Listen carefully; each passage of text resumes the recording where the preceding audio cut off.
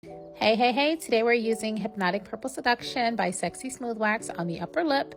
And the wax is purple. It'll be hard to see the hairs, but I'll try my best to turn the strips to the side.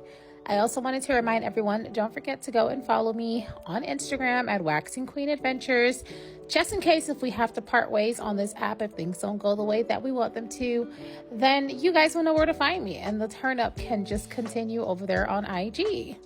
Not to mention, guys, I do lots of giveaways, so I don't want you guys to miss my giveaways on Instagram. So make sure you go and follow me. As you can see, this wax has an amazing dry time. Goes on smooth. Like, look at that. Can y'all see that? I know you can see it. I try my best, okay? I try my best. The wax itself is on sale, and then you also get to use my code Waxing Queen for an additional 20% off.